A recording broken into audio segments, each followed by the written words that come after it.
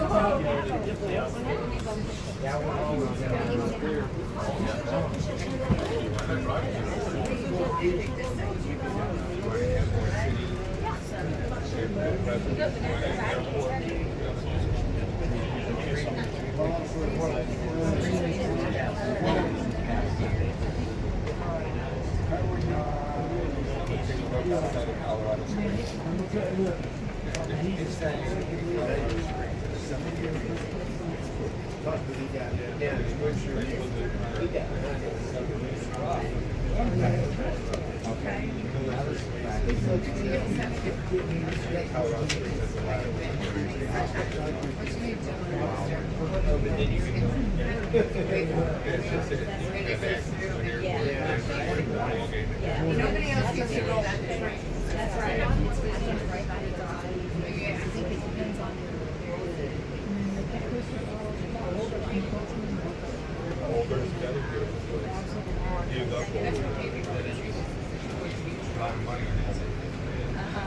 And I would just see the train. Like, I want to and the train is right.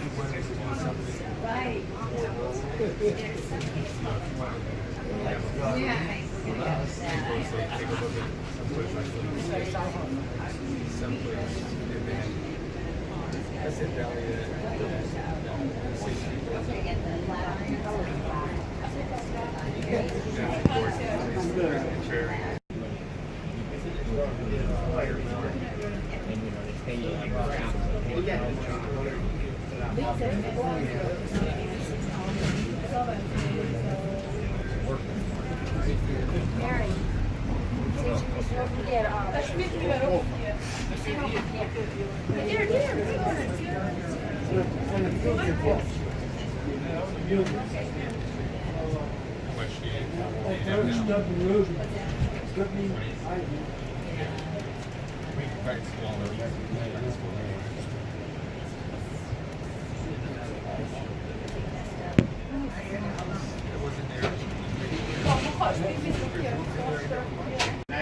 Actually Colorado State Highway 93 that connects Boulder and Golden. And if you look off to the left as we come out from these trees, you'll be able to see some old hopper cars up on the hill. Our tracks actually go right around those hopper cars or coal cars. They act as a windbreak so that on those rare days when there's very high winds out here, we don't get blown over. And so this is one of those rare chances in life where you can see exactly where you're going. And then when you get to where you're at, you'll be able to see where you've been. Switchback. Switchback.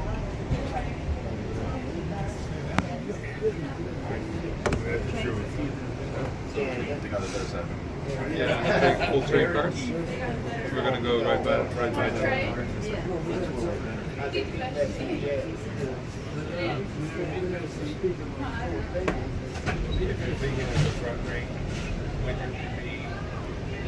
We have a winter in California, Colorado, March and April. That's when the big snows.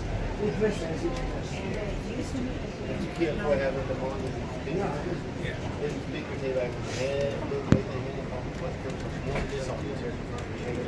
Yeah, this is all.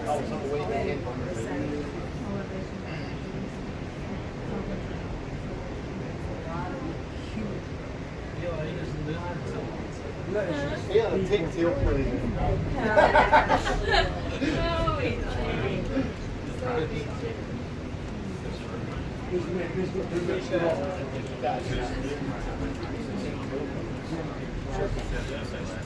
Yeah.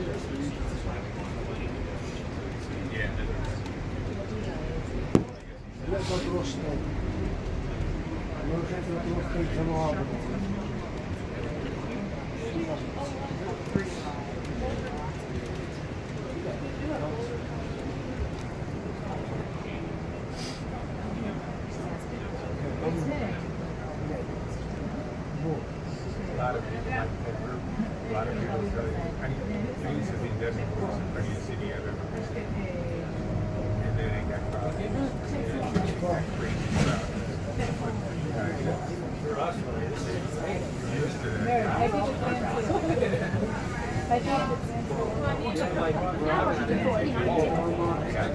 Amtrak 73, Am 51.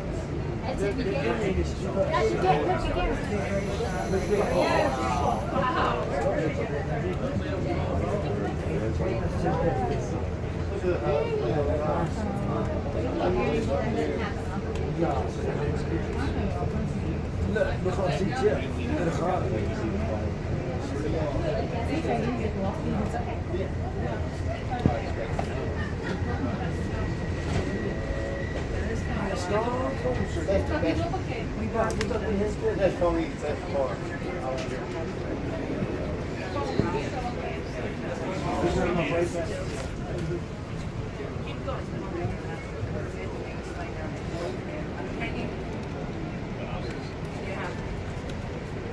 So you've been in California all your life?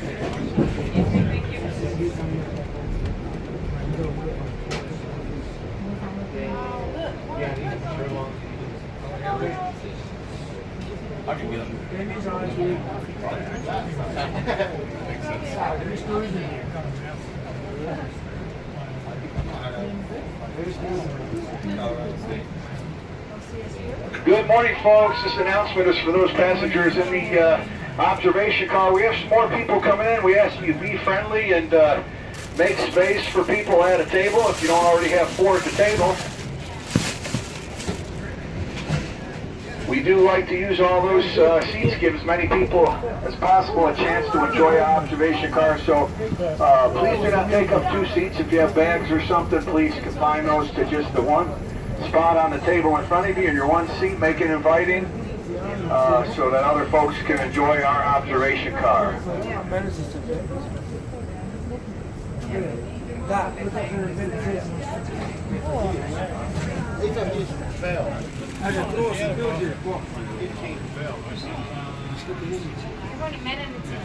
Oh, on the back, on the track, I stand at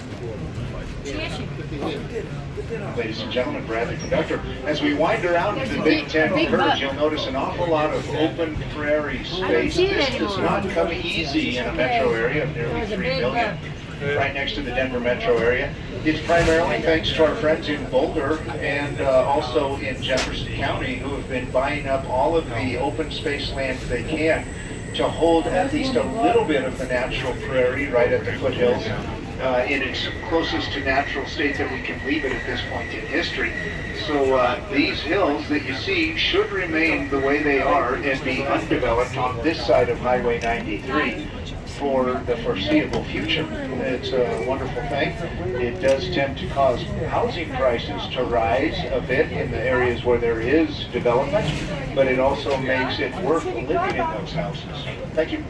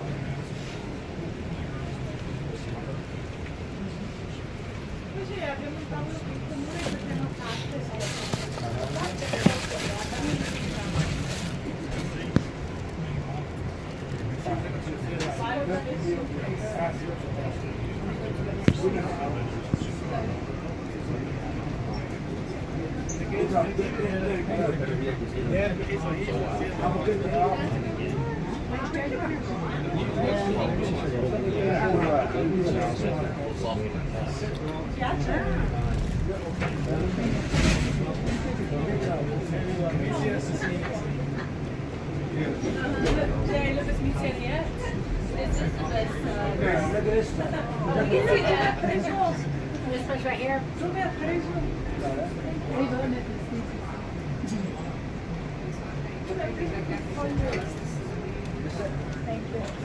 Can I sit here? Yeah.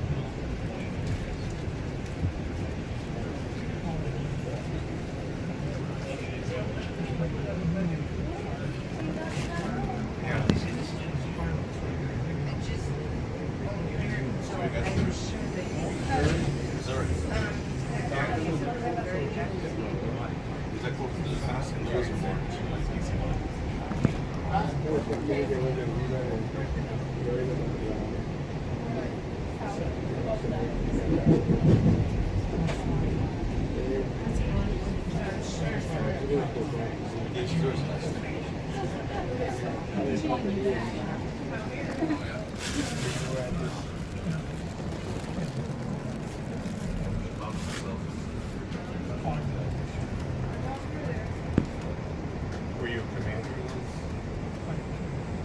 And ladies and gentlemen, Brad, the conductor, we're now taking a left-hand turn into Coal Creek Canyon, going along Colorado Highway 72 that goes up to Wonderview. If you look off to the right, you'll be able to see some windmills. Those are not actually energy-producing windmills per se, but rather laboratory test subjects at the National Renewable Energy Research Laboratory's wind generation facility just outside of Superior, Colorado.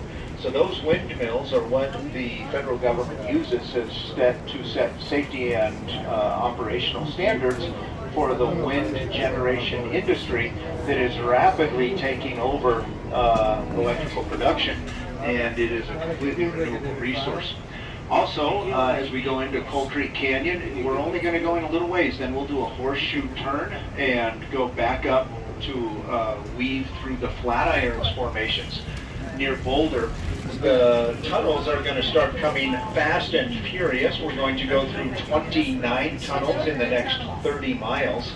And the first tunnel is just now coming into view. That's tunnel number 1 on the far side of the valley. And you can see the east portal. You'll know it's the east portal because it's facing directly west, which is a little bit odd, but that's because of the circuitous nature of our track as we gain elevation towards our 9,300 foot peak inside Moffett Tunnel at the Continental Divide.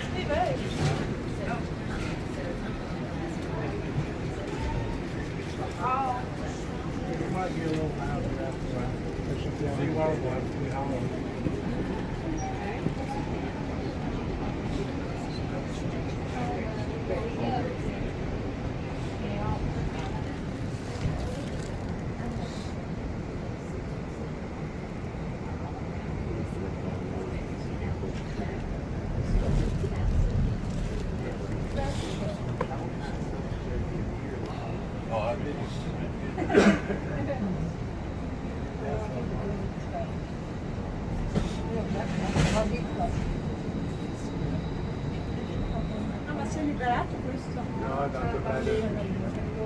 No, diceva che sono le mappe. Qua ce l'abbiamo forse. Prima che si usava la mano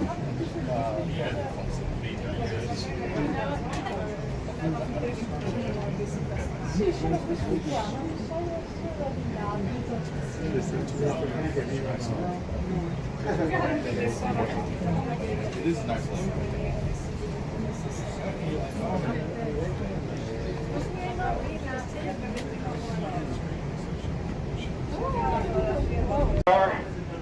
Folks, the dining car has ended its breakfast service. We will reopen for lunch at 12 o'clock. No reservation required for lunch. First come, first serve. If we fill up the dining car, which I think we will, we'll go to a waiting list, and then we'll ask that if you're not already in here and you'd like lunch, that you have your name added. We will not start the waiting list until we fill the dining car up. But once we do, we would like to get every name on here. Most likely there will not be space available for a last call, so do get your name on the list if you're not at the door when we open at 12 o'clock. Thank you, folks. Folks, we are coming up on Gross Reservoir, and it's part of the South Golden Creek watershed. Interestingly, Gross Reservoir is the largest concrete dam on the Front Range of Colorado. And much of the water does not fall in the form of rain or snow on this side of the continent, but rather is pumped through a just the tunnel we're going to go through at the Mountain Tunnel from the western side of the Continental Divide. So water that would have gone down the Colorado River, being a drainage basin, ends up over here so that Colorado can have nicer golf courses in places like Phoenix or San Diego. It sounds like a great deal for those of us in Colorado, except for the fact that it takes a tremendous amount of water away from the Colorado River, and that decreases water flow, increases the amount of algae and silt, decreases the entomology, and ultimately makes for a smaller rainbow trout. And if a river doesn't have great rainbow trout for dry fly fishermen to catch, what's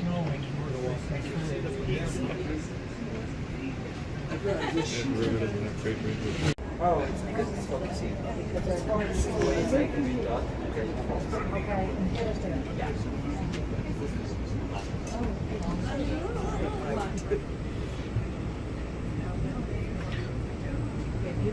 Oh, wow.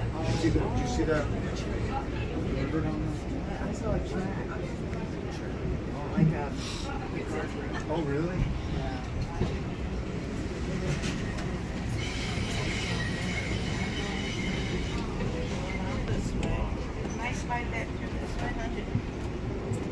Hij zult er eens een filmen. We can't see it. Can't see out. Piacciono vedi fatti.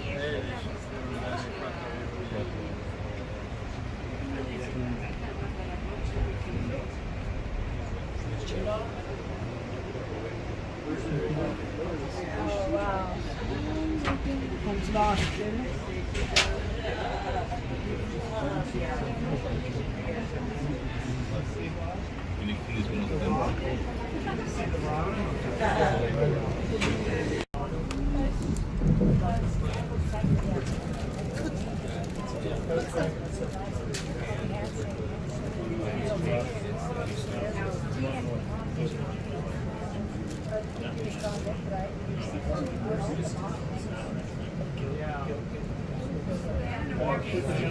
Gilpin County sign.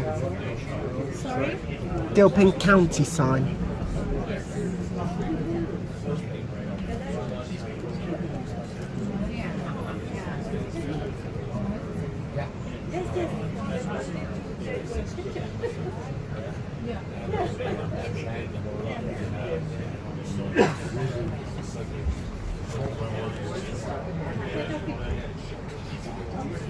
He's taking our picture. Oh, yes. Yes, I know. Okay, I got you.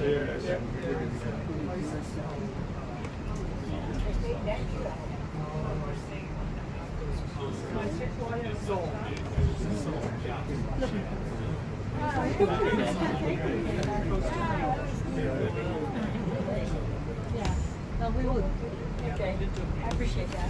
No, we.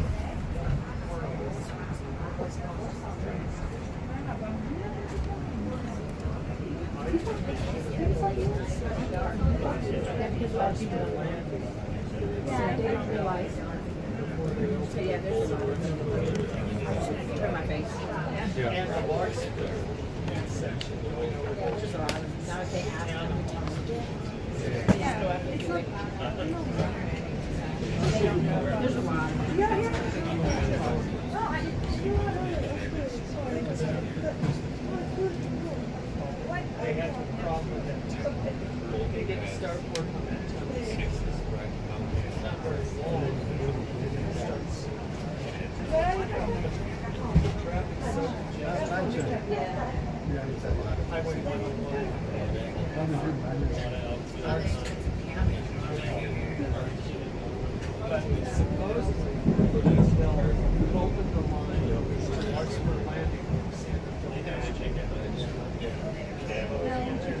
There's like a nice landscape.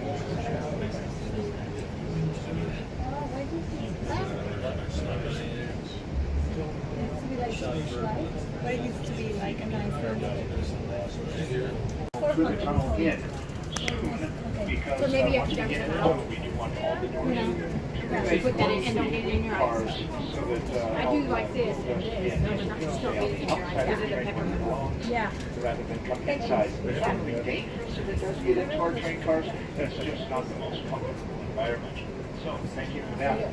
So as we get close to the Moffat Tunnel, like everybody knows, the trains didn't always go through that tunnel. Between 1904, when this rail line was first built, and 1928, when the Moffat Tunnel became operational, trains used to have to go over Rollins Pass on top of the Continental Divide. That was a 24-mile, extremely curvy, 4% grade route, traversed with standard gauge trains powered by steam engines. There was an article written in the early 1920s about this route by a female author for the New Yorker, and she wrote that the firemen that shoved the coal into those hard-working locomotives were beautiful of arm, but strong of aroma. Moffat Tunnel, 5 minutes. Beautiful.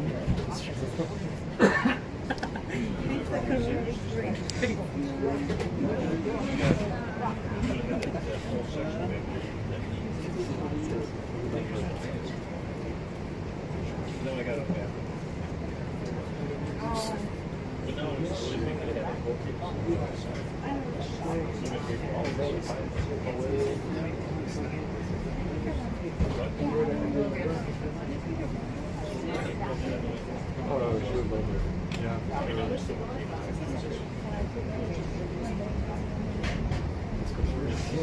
Go from San Francisco to Denver.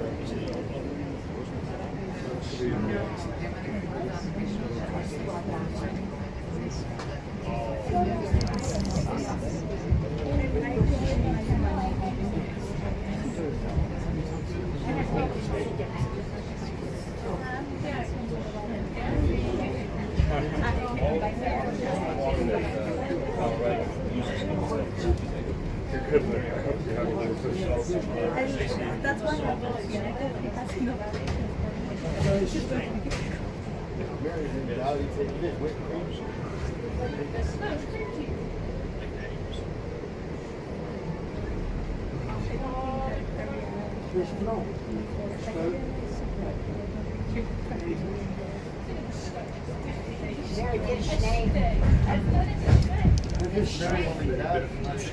Train service from Winter Park Denver's Resort. Union Station, where you boarded this morning, many of you, right here to the platform on our left, and passengers get out, walk just 50 paces to the chairlift, and up onto the slopes they go. Winter Park is also a very famous place for downhill mountain bike riding, alpine slides, and all kinds of other fun, and they don't even pay me for these advertisements. Our next station stop is going to be Fraser Winter Park. At Fraser, we will be taking a few minutes so you can step off the train and enjoy some fresh air. You can also have a quick cigarette. We'll be there about 5 minutes. One thing I do ask, for those of you who have been in the lounge car, enjoying those beautiful big wraparound windows, this is an excellent opportunity for you to make room so that some of the other of the 300 passengers on the train have an opportunity to enjoy the beautiful ride in that car as well. We only have 60 seats in this lounge car, and we have over 300 people on the train, so we do like to get some turnover, and this is an excellent place to have some of that. It's not a hard and fast rule, it's just good manners. Thank you very much for that. Once again, Fraser Winter Park will be there in about 8 minutes, and that'll be a the Fraser station stop. Once again, this is a smoke break. We'll have about 5 minutes here. Now, word of warning. The Crooked Creek Saloon is just a block and a half away. Perhaps the greatest Wild West saloon left in the state of Colorado. Well worth a visit. Not today. We're going west. because by the time you get back, the train will be gone. We'll feel kind of bad, but not real bad. So don't leave go to the saloon while we're in 5 minutes. Once I holler all aboard and we blow the train whistle, please get right back on the train so we can lose as little time as possible. We're already a little bit behind schedule, although that wasn't my fault. Thank you. What's that? Glenwood Springs. Dr. said we are going to do we're going to park stop. If you're leaving us here, now's the time to return back to your seats, gather up all your belongings, and make sure you look around your seats over the luggage racks. Gather up all your belongings, set them in the car downstairs, lower level to the train. Once you get here, you're going to be out in the park, an opportunity to step off the train, fresh air, and be here for about 5 minutes. We're going to park right now. Thank you.